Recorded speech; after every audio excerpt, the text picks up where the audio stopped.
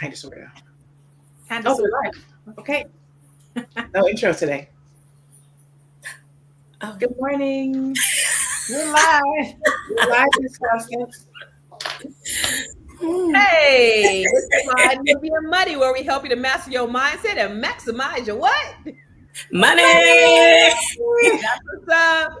Where we help you to maximize your money. Today, we are diving into a topic that many of us can relate to in one way or another. It's settling in relationships. I don't know if anybody here at this big grown age is willing to do that. It's a possibility. But recently, Ashanti and Nelly's reunion on TV has sparked a lot of online chatter, with some accusing Ashanti of settling. But is that what's really happening? We're going to break it all the way down to the very last compound this go round about the drama, and more importantly, explore why so many of us, both men and women, shrink ourselves in relationships and compromise on what we deserve. What does it take to choose the right partner and not just go along with what's available? Now, before we get it going, get it cracking, I want to introduce you to the most amazing queens on the planet. First, we have the therapist extraordinaire. She's not only a therapist, but she's also a professor. And she's not only a professor, she is a tenured professor, Mrs. Dr. Alicia Watkins. Where's a Bob? And then we have the broker extraordinaire, Miss Chalet.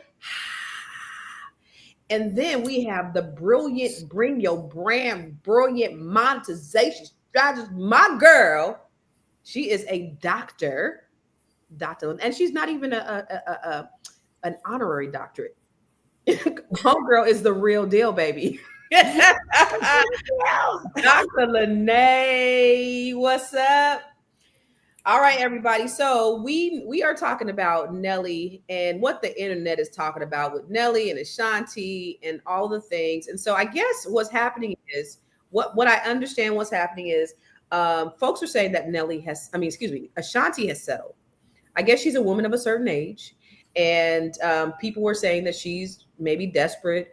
Do you think, I'm gonna start with you, Dr. Alicia. Do you think it's important for women, not necessarily to settle, because settling is a harsh word, but maybe temper their standards a little bit as they age?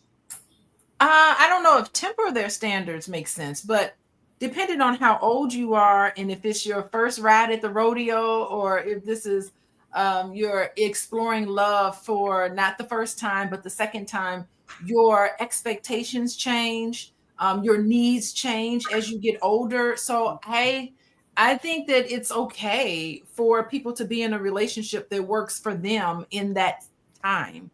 So yeah, I mean, it's fine. Things change. It doesn't mean that you're settling. It just means that what you want in a relationship evolves as you grow and evolve.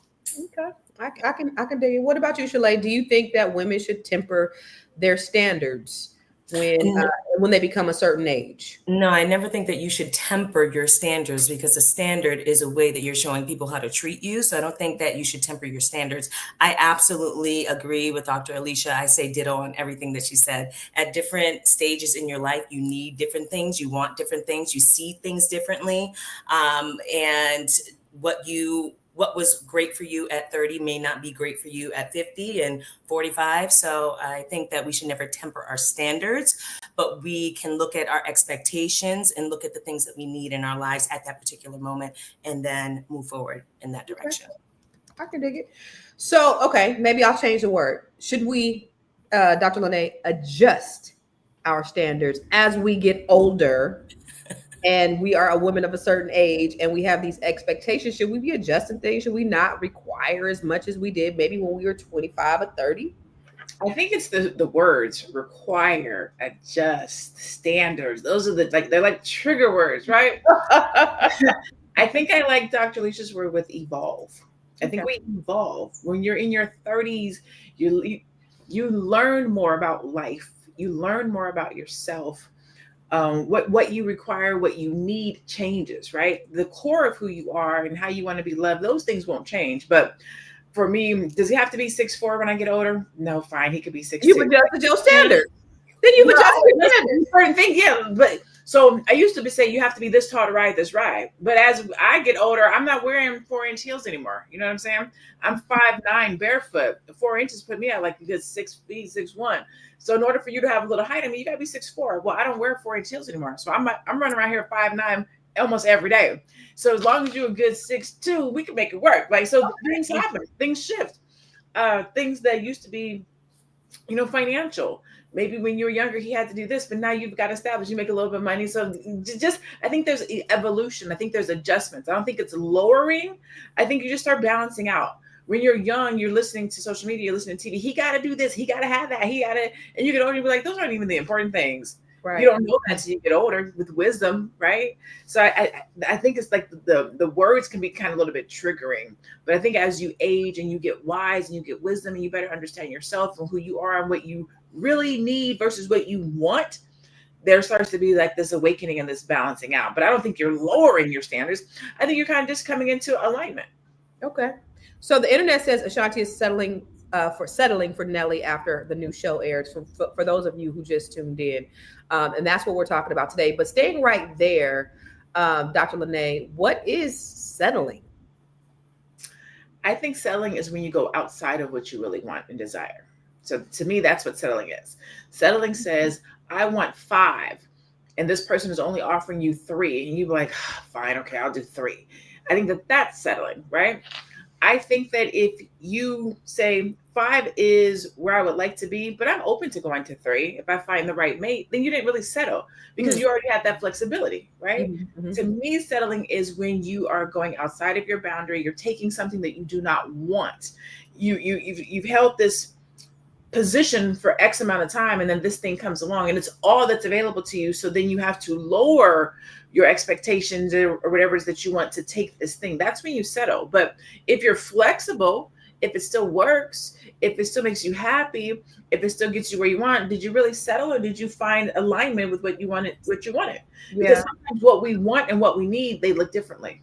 Absolutely. As you evolve. And I think that's the operative word, right? Mm-hmm. So I want to look at the video that's actually sparking this discussion around Ashanti settling, so we can have a little bit more context of the discussion.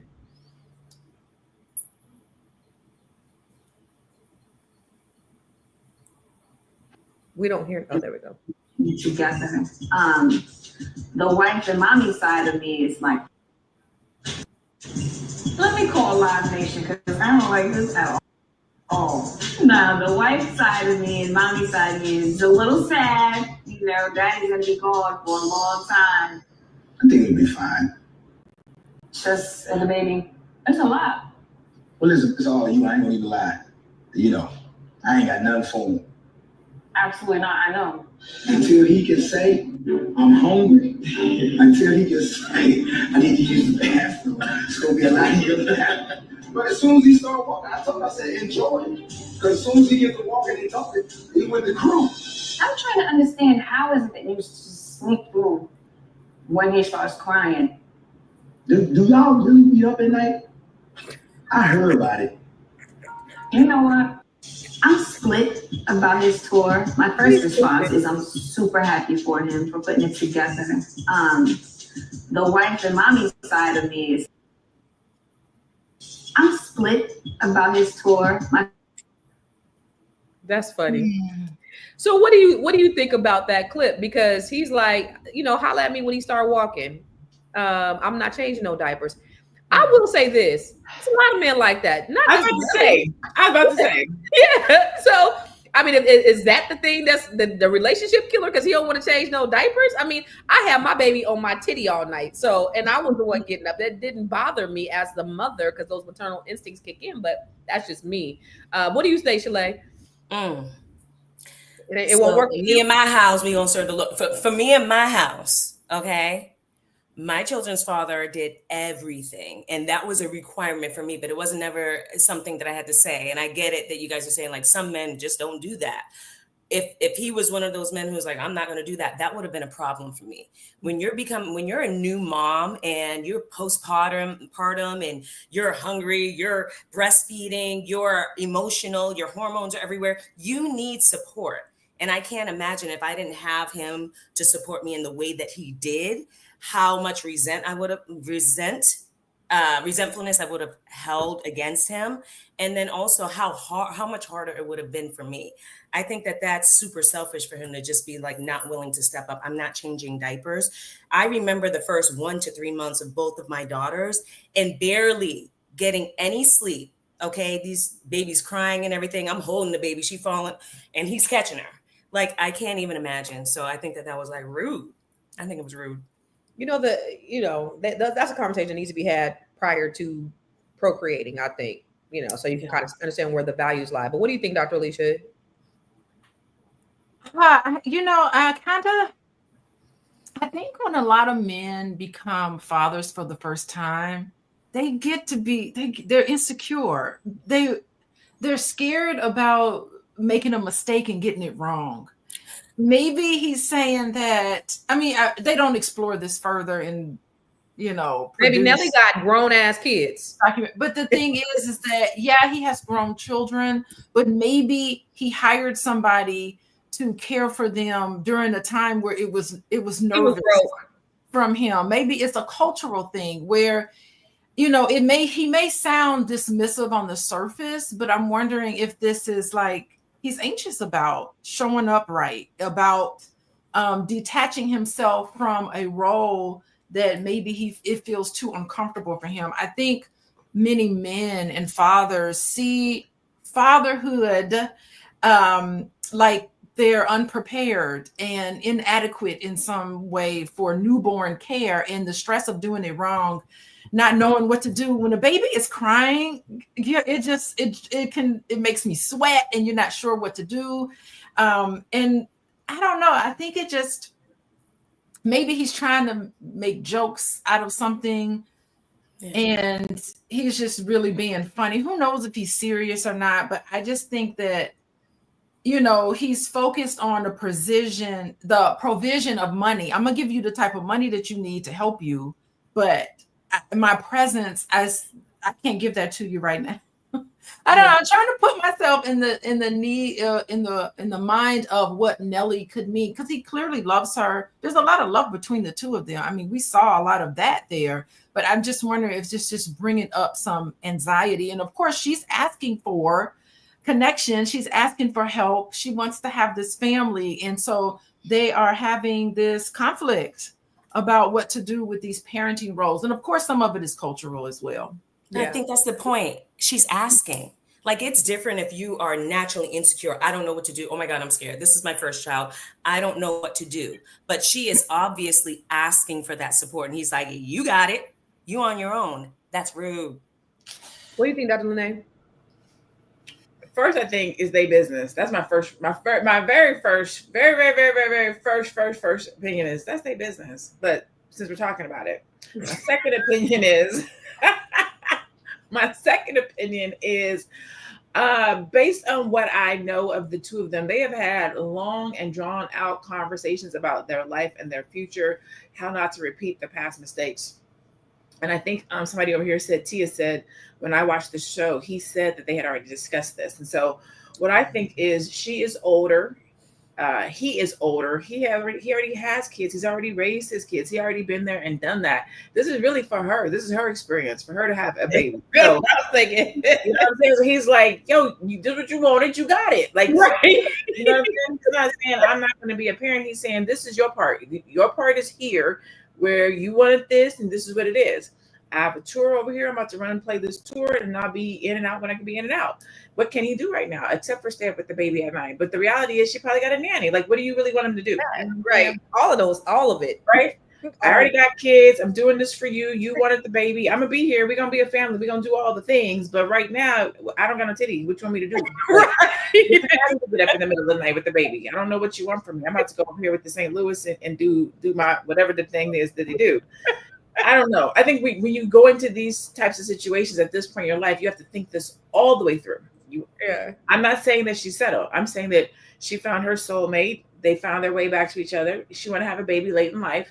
This is later in life. What having a child in your 30s and 40s versus having a child in your 50s, it just looks differently. You have to be prepared for what that looks like. Mm-hmm. Two completely established people with full-time careers, not jobs, careers, multiple businesses, multiple brand deals. The world doesn't stop when you have a baby. You have the money to actually bring in assistance and help. You don't have to be up all night with your child. That's why we have a nanny on deck. You don't have to do this because we have that. The money still has to come into the house. So what does this look like? What are we going to do? Now, that doesn't mean give him a pass to be not a present father. That's not what I'm saying. But in those first 1 to 6 months, there's not a whole lot except for maybe change a diaper that a dad can do. Right. There's a lot. 100%. And we'll talk more about it when we come back from the break. Woo! It's a good show right here. But I'm biased. If you are just tuning in, you are watching Fly Nubian Money, where we help you master your mindset and maximize your money. My name is Tiara Williams. I'm also known as Miss Black Hollywood, and I'm the proud producer of this show because it is lit. If you want to receive notifications for when we go live Monday through Friday, 1 to 2 p.m. Eastern Standard Time. All you have to do is text the word Queens to 87948. That's Queens to 87948. That's QUEENS to 87948. Also, if you want to grow your money and not blow your money, all you have to do is go to flynubianmoney.com. There's all kinds of resources, there's courses, there's free giveaways. There's just no reason to be broke in 2025. All you have to do is go to flynubianmoney.com. Obviously, you don't want to be entertained here. You want to know enough to grow. Wait, I need to put that on a shirt. You got to know to grow. Got to know to grow. So know and grow with flynubianmoney.com. So listen, everybody, we are talking about Nelly and Ashanti and their new reality show. And the question that is asked is Ashanti, is she settling for Nelly after the show airs? And it goes back to the question that Dr. Lene asked: can you really judge someone from where you're standing? You know, can you put yourself in their shoes? And so is it our business to say, you know, whether he's a good father or whether she's settling or not? And I'm going to ask you that, Dr. Alicia.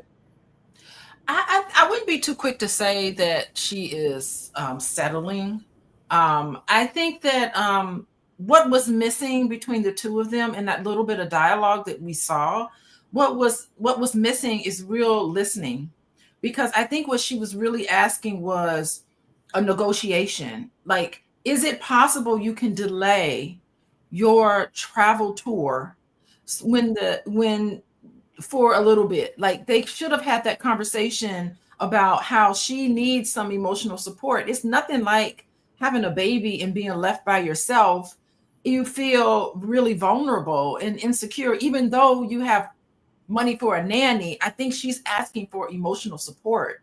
She's asking for his presence and his support. And it's a very lonely feeling being married and having this vision in her head about what she wanted a family life to be like, playing this out with him, and he is avoiding the whole thing. Didn't have the conversation with her. He wasn't really listening to her felt needs. And of course, maybe he feels, okay, I'm a father again.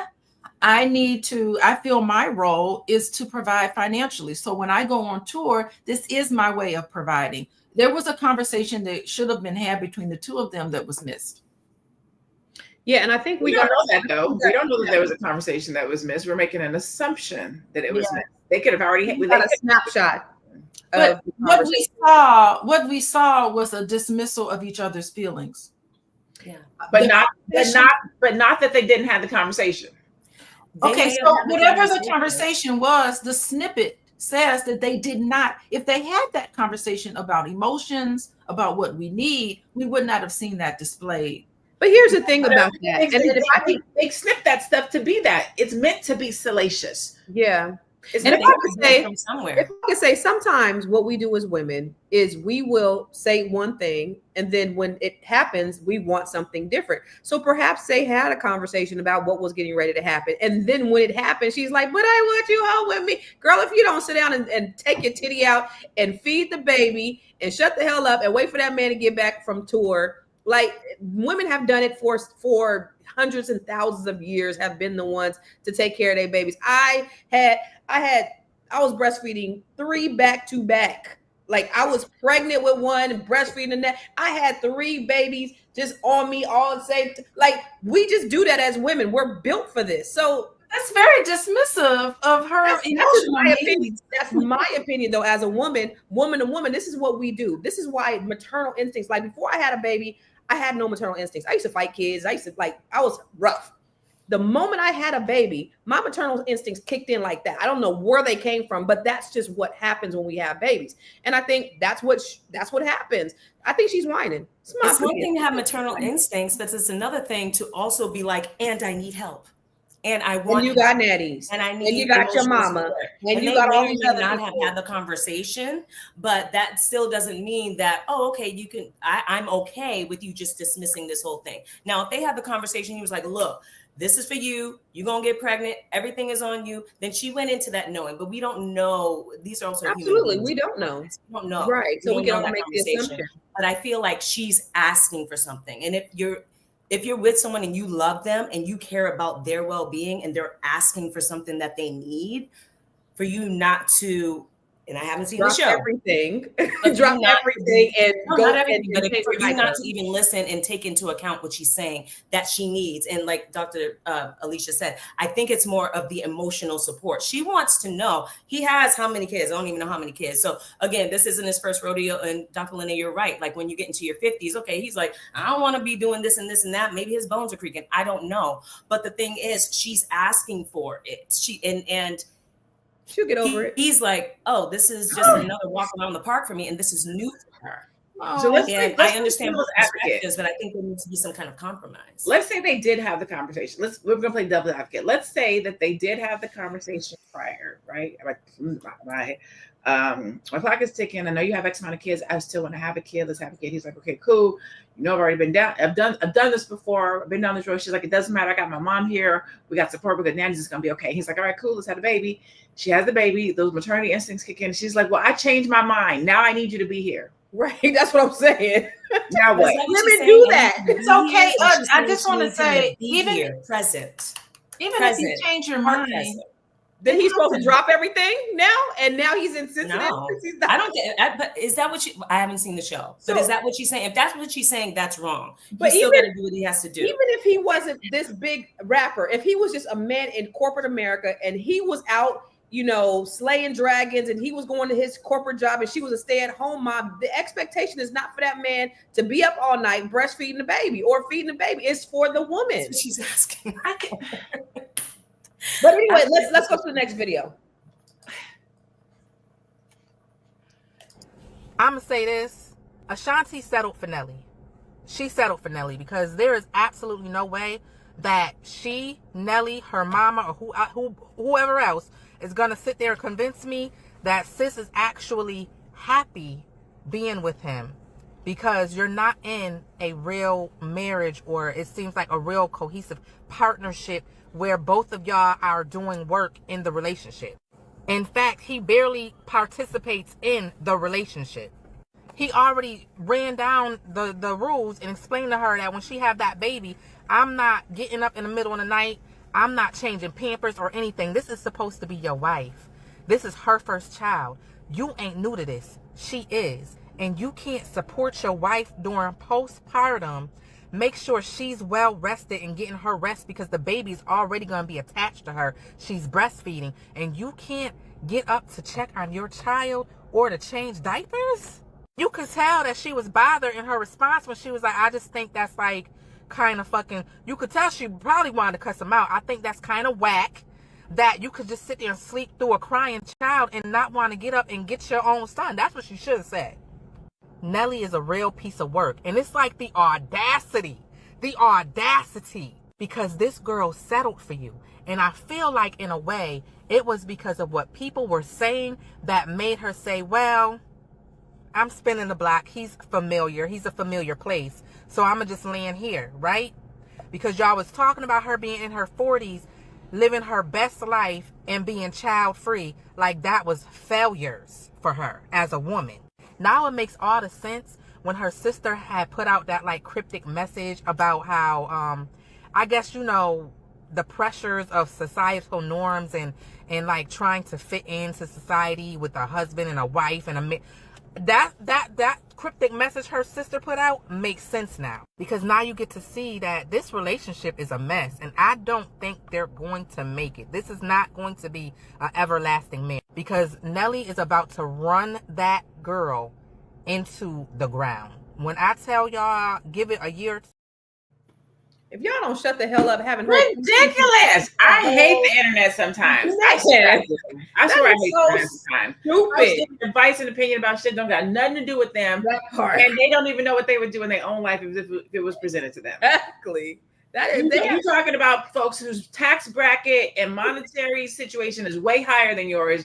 Leave it alone. Talk about this type of stuff is happening to your cousin right now. You don't care nothing about it. You ain't saying nothing about it at all. These people give me a headache. So, what do you have to say, Shalay? Oh, about the video? I can't say that none of us know. Like, we're talking about it. We don't know anything about these people or their situation. Like, nobody who is talking about it knows except these two people. Okay, so we're all speculating. Did she settle? Who knows? Did she have her reasons if she did? Maybe she was at that place in life where she was like, you know what? Yeah, I want to have a baby. And if he laid down the gauntlet and told her, I'm not waking up, I'm not changing diapers, I'm not going to be there for you, you can't cry on my shoulders, then she knew what she was getting into. Now you're adding the extra. I'm not going to be there for you, you can't cry on my shoulders. He just said he ain't changing no diapers. He ain't saying I ain't going to be there for you. You see, I have no idea. I'm saying we have no idea of what their prior conversation was about the whole pregnancy and having a baby and what I'm going to do and what I'm not going to do. We do not know unless they brought it out on the show. I don't know. So we're all speculating on this point on whether or not she settled. Do I believe I believe if she did, she had her reasons for doing so. I saw a clip. They were on Charlamagne the God, whatever that show is, Breakfast Club. And they were talking about how they got back together, and they were talking about the roles of man and wife and this and the other. And what he said was when they decided to get married, what he let her know was, I will take a bullet for you. I will run to the bullet for you. I will protect you. Whatever you need, I've got. And she said, I know that I'm protected and I know that I'm taken care of. His role is this. My role is that. We agreed to these things. So I think it really depends on which video you're looking at, which clip. And I'm talking about them in real life, not the scripted reality show that has to be made salacious for views. In real life, these two people having a dialogue conversation as themselves without, I was going to say without the cameras on, but you know what I mean, without the TV cameras on to make it salacious, just real talk conversation. The love that these two have, I think you can love somebody and make, I can't think of the word, make exceptions for them, right? Maybe you really want somebody. For a perfect example, we'll use this excuse. Maybe when you were younger, you had this fantasy Barbie life that my husband's going to be here beside me and we're going to raise this kid together. We're going to lay in bed in the middle of the night and we both going to be patting the baby. There's going to be, and that was your dream in 30s and 40s, but you about to be 50. Your 50-year-old family don't look the same way your 30-year-old family looks. And you have to be realistic with that. If that was the case, you should have married one of these other people. Think about your mate and who your mate is. Yeah. If your mate is a traveling basketball, whatever celebrity who has a particular type of a life and schedule, when you go into this relationship, you know that this is who this person is and what they have. I think we take unrealistic men and women. This is not, I know we're talking about Nelly and Ashanti, but we could be talking about Ashanti and Nelly. It could be a man and a woman or a woman and a man. We all take sometimes unrealistic expectations into situations. And they change as we evolve. You're older. You should have a different opinion and view of this situation at this point.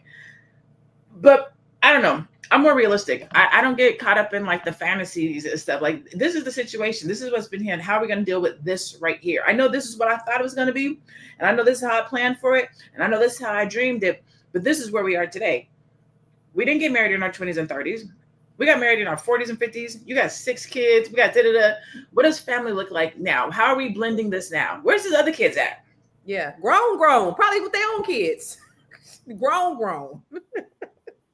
So, Dr. Alicia, what was your thought on this think piece about her settling and why she was settling? The only thing I see is I think he's a Trump supporting buffoon.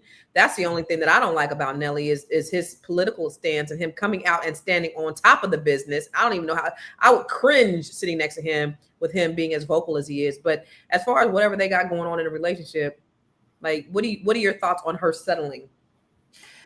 I'm not certain I would call this settling. I think, the best way for a man to protect his wife is not just with money. His job is to protect her feelings. I think for a marriage to work, you have to put the marriage first. You have to make sure that you and your partner are on the same page and that you continue to have this conversation so that everybody feels heard, listened, respected, compromised, flexibility. Those are all key words to make a relationship work. When you get into a situation and that person is dismissing you and you come up with an agreement and maybe you change your mind about the agreement, it's okay to do that. Say, I really thought this is what I wanted it to be, but now it doesn't feel right to me. It is hard having a baby. Your body doesn't look the same. You feel insecure about your body. It doesn't operate like how it used to. It takes some time. And you need to have physical touch and love and care from your partner. And if you don't have that, it can make you feel really bad about yourself. Postpartum is not just physical, it's emotional too. The timing of going on a tour right at the time she delivers this baby, maybe that should have been negotiated, at least to a point where it makes sense for both of them. A win-win situation is what I feel like would work in this situation. And for Nelly, I really wonder, like, if I was talking to him, I would be asking him, what messages did he get growing up about fatherhood? I mean, here he is. He clearly must have a trail of failed relationships in his past. If he has these children, where did that come from? What did he learn from those situations? There's a lot of wonderful illustrative examples from just that little clip that is a great conversation for us to talk about. Of course, we don't know their particular situation, but it's still a wonderful illustration for a talking point of how the very real experiences of each one of us. Yeah, I agree. I'm just of the mind that there's just roles when it comes to certain things inside the family dynamic.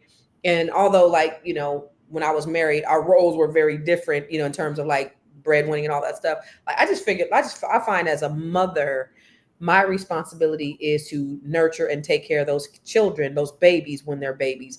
And so I just don't have a whole lot of, I don't want to say tolerance. And we, of course, you need support from other people, but I just feel like being a mother, what the job is. So, and I know that there's other things that go along with it in terms of like postpartum, trauma and depression and all that stuff.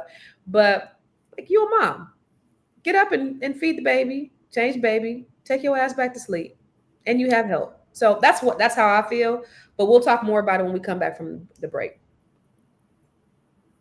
I know you're busy, you got things to do, and you can't take us on the go with you every single day.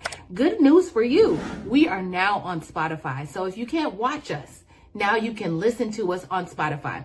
Search Fly Nubian Money and all the episodes shall appear. All you have to do is like, subscribe, leave a 5-star rating, leave some comments, tell people how you love us so that when other people come along and are looking for a great show to watch, they can find Fly Nubian Money too. One last thing, and just in case you've been sitting under a rock, Fly Nubian Money now has an investment club. We are the Fly Nubian Money Club. It's easy. All you have to do is go to flynubianmoneyclub.com, and I am committed to bringing in top experts from all industries to help you level up. They're teaching us the skills that we need to compete in this market.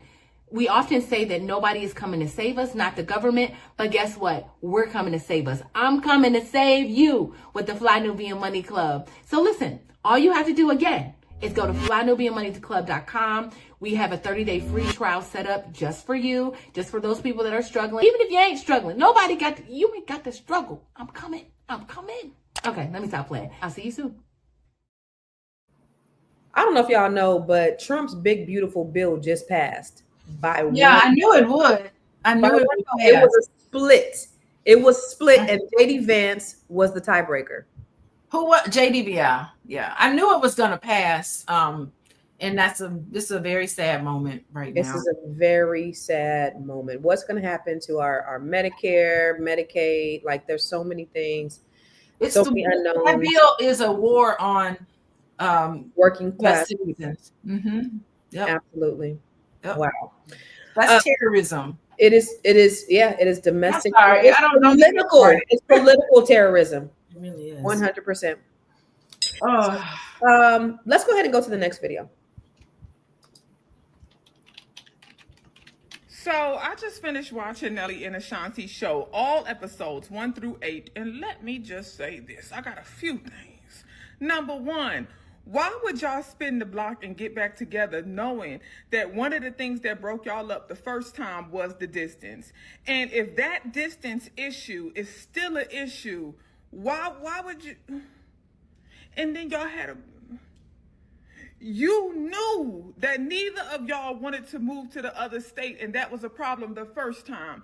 Y'all know that neither of y'all want to move to the other state today, and that's still a problem. So why would y'all get... Then I was like, you know what? They just need a little problem for the show. This is a reality show. Every show has to have a problem.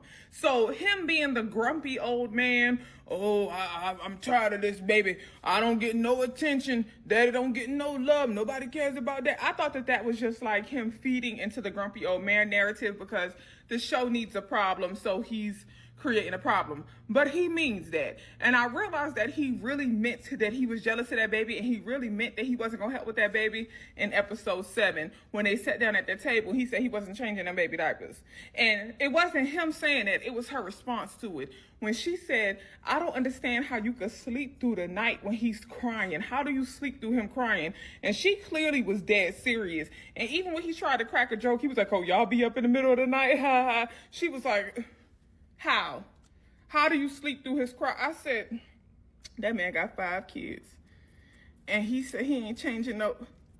After 5 kids, you ain't changing no. And then you got 5 kids, so you know what it's like to have to raise a baby. You know what it's like for a new mother, unless you wasn't present for none of your new mothers, right? But you should know after 5 children that this first time mother, her energy is going to be focused on this baby. She's going to be hyper focused on taking care of this baby. So you should check your own emotions. And not that he can't express jealousy, because listen, I'm a doula, full spectrum doula. One thing I do know is that we often do have to train mother and father on how to prioritize their relationship in postpartum, right? So I understand that he's jealous, but baby, check it. Check it. Check your emotions. Stop trying to guilt that. Whew. Okay, so Dr. Alicia, let me ask you this. What inner work should people do before they re-enter a relationship with an ex, before they spin the block?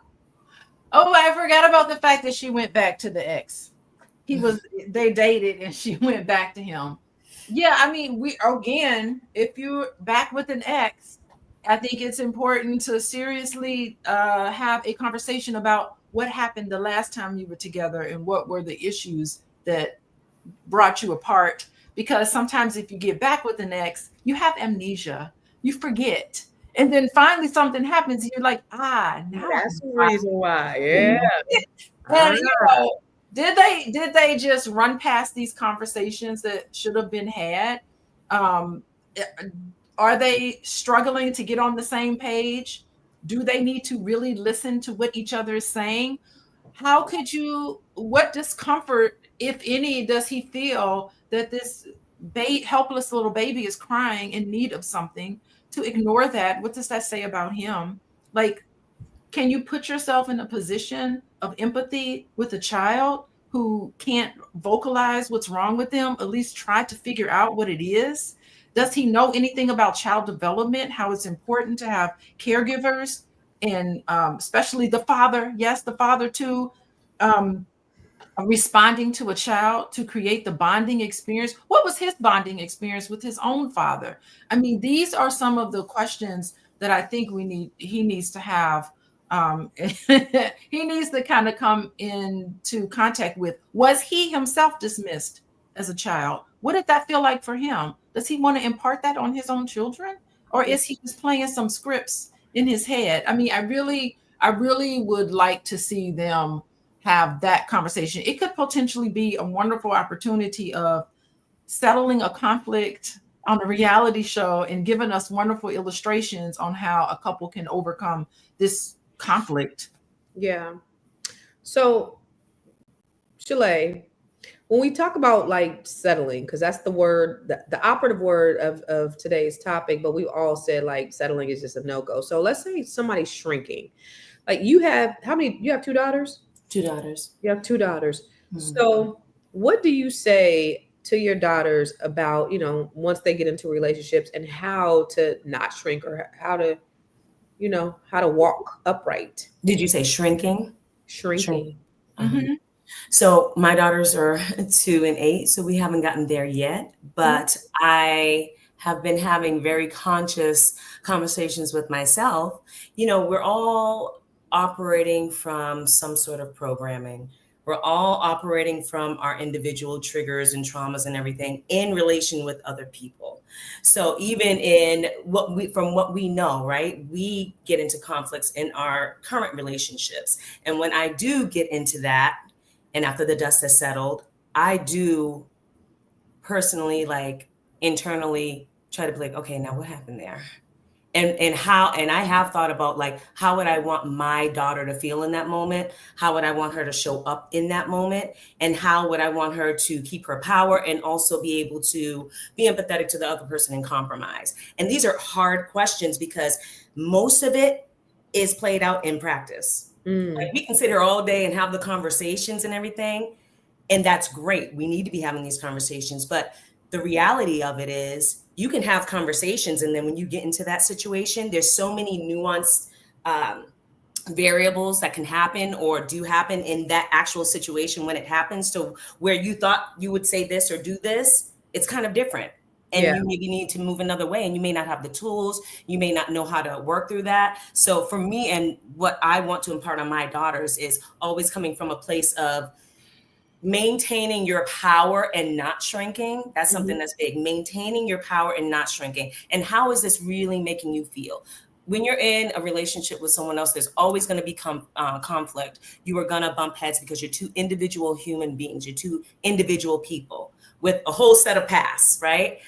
But showing up, and especially in a relationship with a man, there are certain things women need to do to maintain their power. And a lot of times we lose that. We lose that in having kids. We lose that in being lost in being in love with someone. We lose that. And I think that that's part of the process, because you can't learn to unlearn it or to reprogram yourself without actually going through that and realizing it. So you can have mama tell you this and mama tell you that and auntie tell you this. We've all been through it. There are things now I'm like, mommy, hi. You know what I'm saying? But it's like, until I actually go through it. Now, there are things that I'm like, I don't need to go through that in order to see, I see when I get it. And I'm going the other way. I'm going to pivot. But there are certain things that even I have gone through. And I'm like, I needed that experience in order to learn through it and to learn how to not go through it again. That is so true.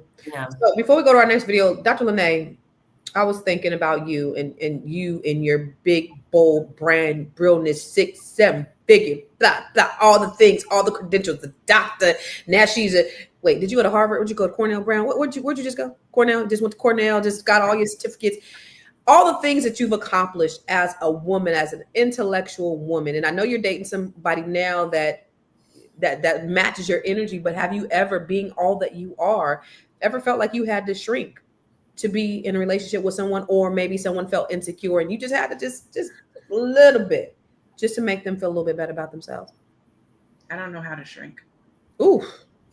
So no, I do go all the way in. What I will say, and I've talked about it here, is I am focusing on, I've been researching femininity, because sometimes I think I'm too big, right? I'm too, And like, how do you be softer?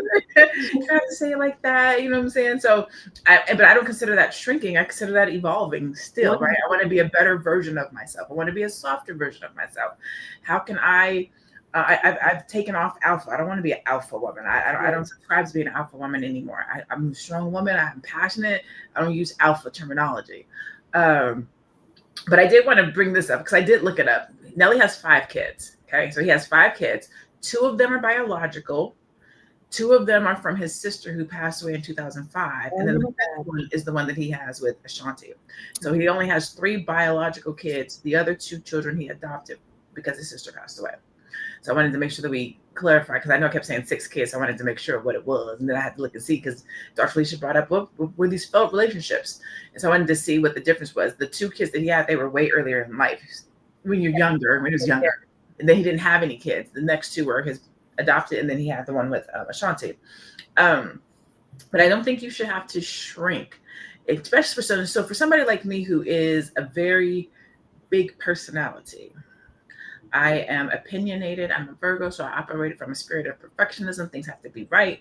How you talk to me matters. Like, there's just a lot that goes into me being in a relationship. And what I've had to do over the years is more so self-awareness. What do I bring into this situation? How do I keep repeating certain things? What's my part, right?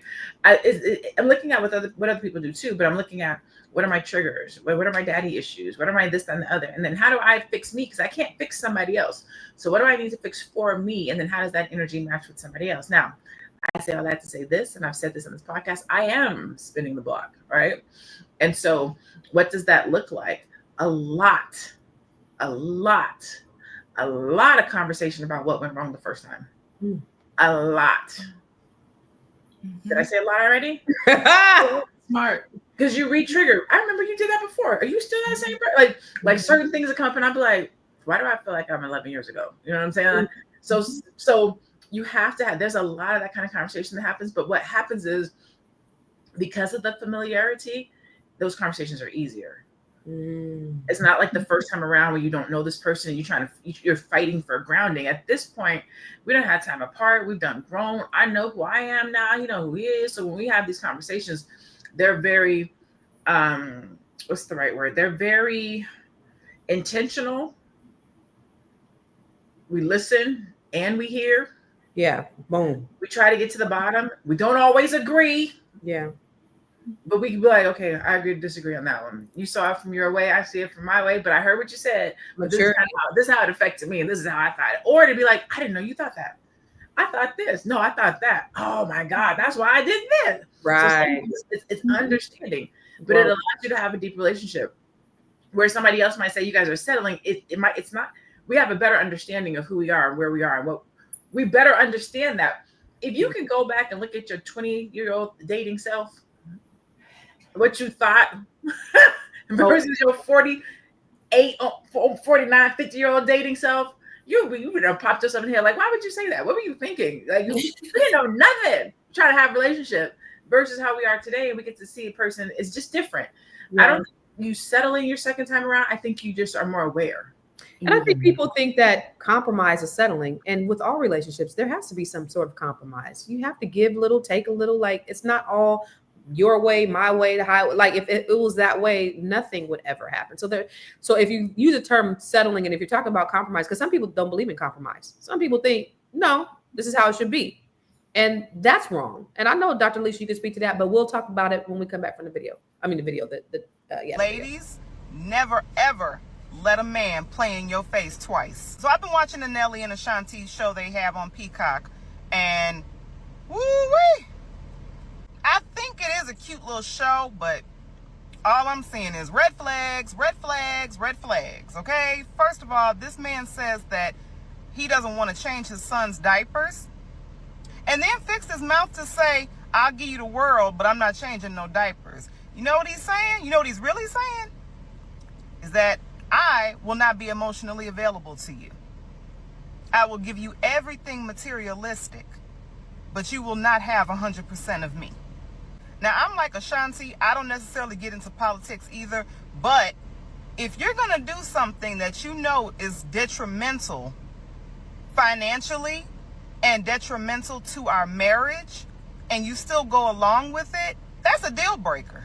And then to make fun of her while she's breastfeeding, like at her most vulnerable moments. You know, Nelly is very childish. It seems as though he can only deal with her when he's embarrassing her and making fun of her.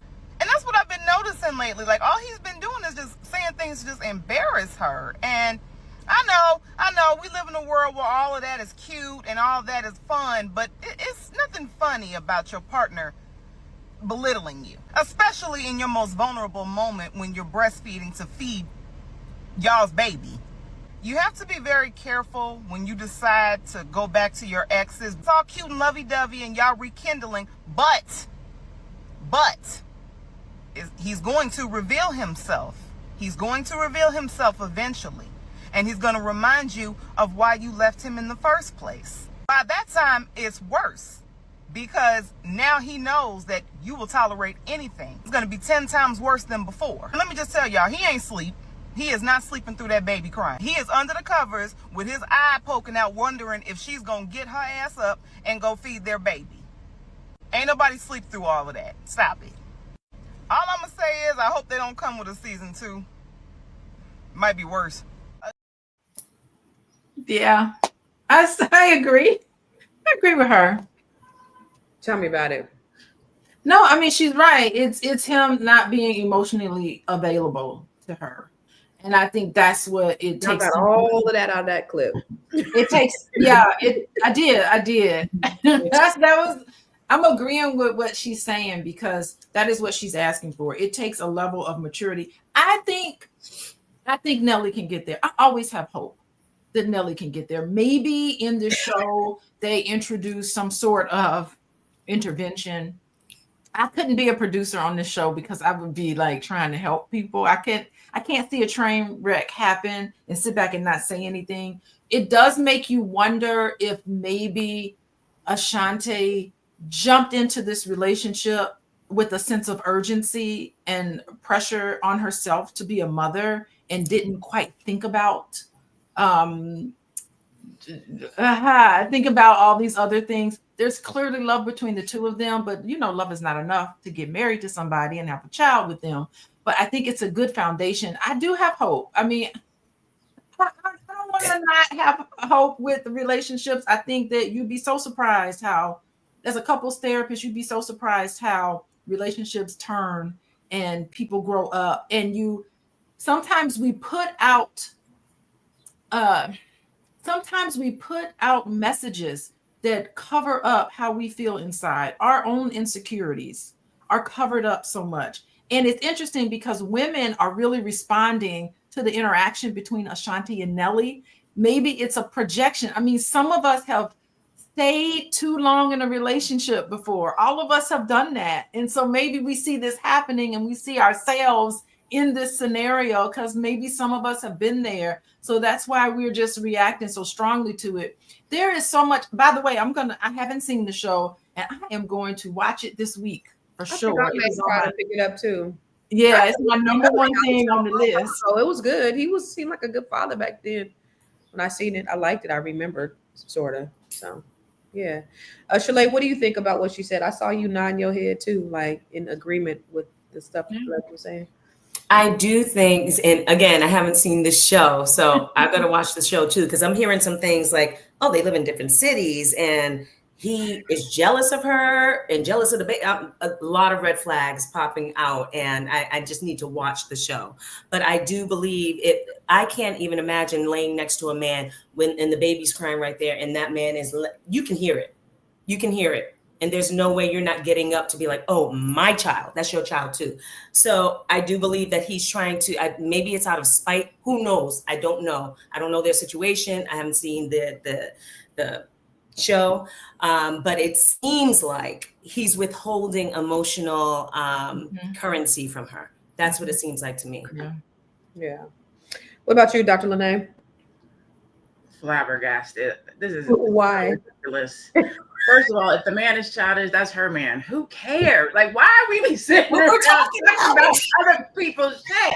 We're- That man But we're on this. Like, we're using this as an illustration. business. We're Be using worried this about as an your own illustration. man and your own house. And if you don't have a man or a house, get you one and then start talking about that. Like, I just be feeling like, why are we worried about what's happening at their house? Well, now I don't think anyone's worried about what's happening at their house. I think that we're just commenting on the very real transition of getting married and having children and having these expectations. I think all of us can learn from this as an illustration. You know, it's not that we spend our time worried about Nelly and Ashanti. We're just saying that this show is bringing up themes that's worthwhile talking about. People are going to speed right past that. In your relationship, at the end of the day, and all of this can be my final thought. I'm okay with this being my final thought. This can be my final thought. At the end of the day, do what pleases you. The internet makes people more confused because you're trying to see what Nelly doing and Sean doing in their relationship, what Billy Bob doing over here in relationship, what John. What works for you in your house? What works for you and your partner? What roles have you assigned for you and your partner that you have talked through and agreed to with this person? Because what's working at this person's house may not work at your house, and what they do may not work for you. And we have to turn off the internet because everybody has an opinion on the internet, and it will make you look at your own relationship with a side eye and say, well, how come you don't do it like they do it? Well, I want what they have. And your home could be fine. The internet has given people a wand of approach and opinion. Unless somebody is seeing a couples therapist like Dr. Alicia, opening their soul and the words are coming out of their mouth. This person hurt me. We did not talk about this. I did not know what I was getting into. This hurt me. Unless we're getting that from somebody professional, these internet opinioners make things worse because we don't know. We didn't sit there. But even if we did, it's our opinion. Mm-hmm. Those two people figured out how to make it work. I hope they make it work. Whoever that lady was that said it ain't gonna work, I rebuke her. That's the part that gets me is you saying what ain't gonna work. Right. Tell me what's wrong with y'all's relationship. The majority of the people who sit online and talk about other people's relationship is sad and lonely, at home, busted up, wishing that they had a man. Busted up. It irritates. Like, these people figured out how to make it work. Now, listen, if they's not together in a year, so be it. They made it work for the period of time that they could. Relationships are hard, and they are not made easier because people are poking their holes and opinions and have something to say about things. I don't even know if you read these things, Dr. Alicia, but if you sat and looked at the stuff that people have to say about you and Dr. Boyce, they don't know y'all's relationship. They don't know nothing about you. I haven't even looked at it. They always got something to say. She's doing this. He did this. This is why they're together. Y'all don't know. Y'all just making opinions based on a snippet, a piece of information, and people will run with that narrative. They will. Yeah. Yes, lady with the dreadlocks. That's my final thought. Yes, lady with the dreadlocks. Yes, lady with the dreadlocks. Where can they find you? I am Dr. Lene Javette, all social media platforms. All right, Dr. Alicia, what are your final thoughts? Man, my final thoughts, if Paramount Plus wants to do they want to do a show on Dr. Boyce and myself, it would be a comedy. Y'all just don't know. Being married to Boyce, it is never, ever a dull moment. Oh my God. So, okay, you know what? I just was reminded by his lack of maturity. I host a book club every Sunday night. The name of the book club is Healing Haven Book Club. And the name of the book we're discussing is How to Be an Adult in Relationships. And I encourage everybody to come. And maybe for Sunday, I will look at some of this Nelly and Ashanti, and I'll just be using it, Dr. Lene, as an illustration to talk about being an adult in relationships and what could be going on underneath some of his immaturity mask. His immaturity is the mask, and how to become more mindful. I will use this as an illustration. Y'all can text LOVE, LOVE, to 87948 to join me. You can come to my private Zoom. we have a fun time on Sunday nights. All right. Okay. Thank you, Dr. Alicia. And then Miss Shalay, what is your final thoughts? My final thought is relationships are made to be built. However it is that you want to make it, however it is that you want to build it, however it is it works for you, that's what it works for you. I don't know much about this situation, and we're talking about it. So we're giving our opinions. But there's a difference between standards and preferences. There's a difference between needs and wants. There's a difference between settling and compromising. And you're always going to have to compromise in relationships. My final thought is, if she like it, I love it. I mean, that's it. I am Shalay with Vital Source Realty. I can help you buy or sell real estate anywhere in the continental United States and Canada. You can find me on Instagram at Vital Source Realty or Shalay Camillo, and find me on YouTube at Shalay Camillo, and visit our website, vitalsourcerealty.com. Thank you, Shalay. Let's take a look at these stats before we get up out of here. So a 2022 study by the American Sociological Association found that 34% of people admit to staying in a relationship longer than they wanted, primarily due to societal pressures, financial constraints, or fear of loneliness. According to a 2019 study by Psychology Today, 58% of women report having stayed in relationships that did not align with their personal values because they didn't feel confident enough to leave or because they didn't feel deserving of better. A 2020 Pew Research Center survey that found that 46% of young adults believe social media makes it harder, that's what you said, Dr. Lene, to distinguish between the healthy or unhealthy relationship, influencing the decision to stay in unhealthy partners. So, I mean, just like Dr. Shalay said, Dr. Shalay, if she likes it, I love it. Yeah, honorary. But thank you guys for joining us today as we unpack the issue of quote unquote settling or compromising or evolving, whatever that looks like for you. Because the truth is, we all deserve partners who lift us up, who align with our values, and who truly support our growth. It is time for us to stop shrinking ourselves for the sake of love and start choosing the kind of relationships that nurture our happiness and our future. So remember, you don't have to settle for anything less than what you truly deserve. Until next time, we'll see you on the next ride. Peace.